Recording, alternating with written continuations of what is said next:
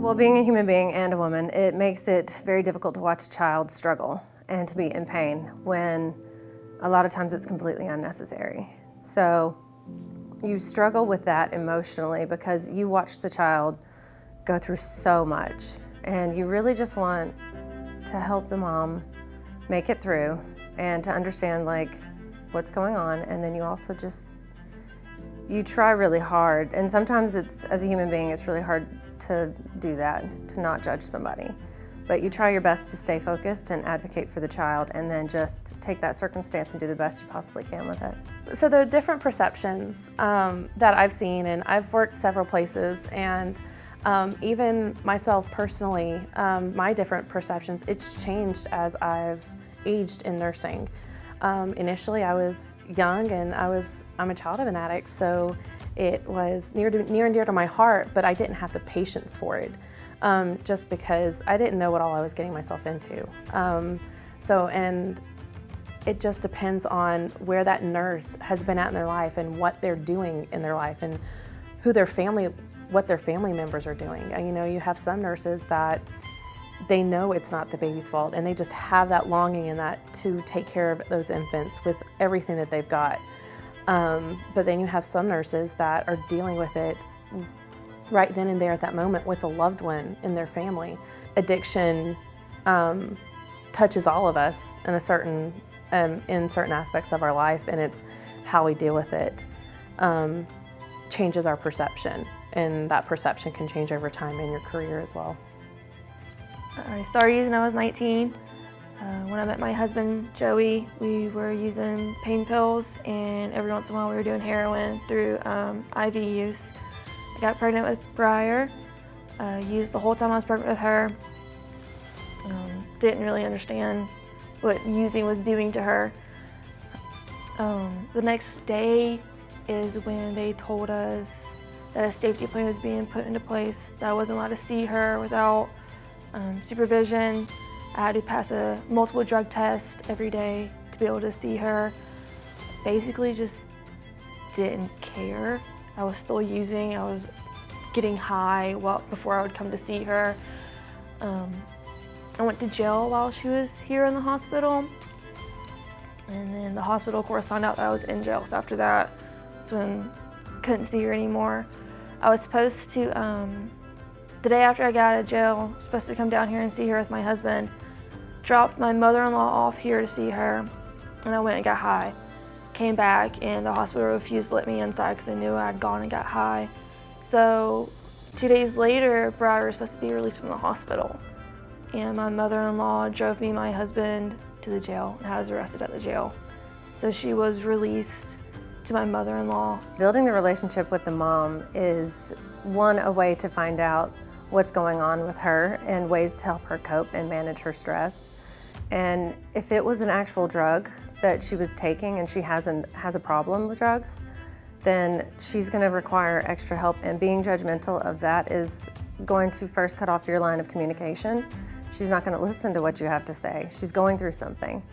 And people who are going through pain, they tend to see nothing but their own pain, and it's hard to separate that, and it's hard for them to think about what the child needs. So to get on that personal level and actually really build a rapport with them is important and vital to getting them help.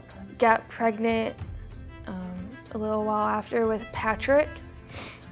Tried to commit suicide while pregnant with him. My drug addiction was real heavy. I actually broke my back while pregnant with him. I was here in the hospital and got caught using in the hospital.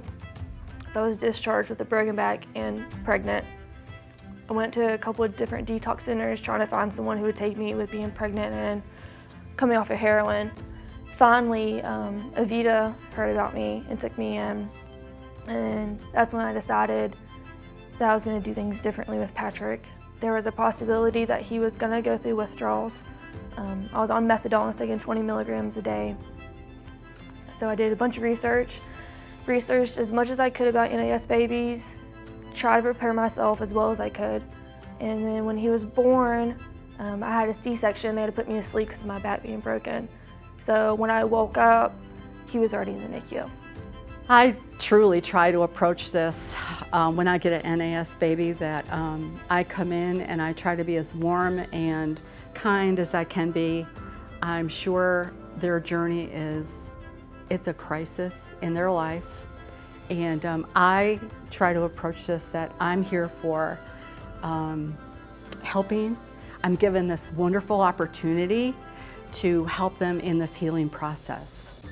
I would want them to be treated like if that was my daughter, my grandchild, that they felt accepted, they could tell me things, that they felt that I'm there to build a trusting relationship, that in the end, we're working together so that they have their baby and are able to go home together. It's important to build a relationship with these parents because I believe these parents, because they already know that their babies are positive for whatever drugs they're exposed to, they already feel judged.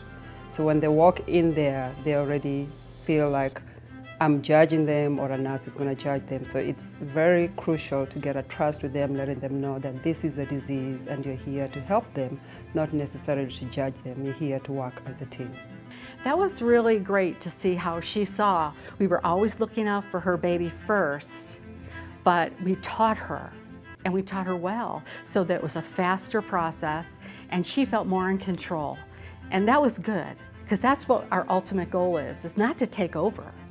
We're there as mentors to help them learn and do whatever it's going to take to get that baby home safely and as fast as possible. I wish other nurses had known that people in addiction need affirmations. They need to be told that we're doing a good job. Like, yes, we did horrible things, but nothing will wake you up more than to see your child hooked up to machines and monitors and know that you did that to them.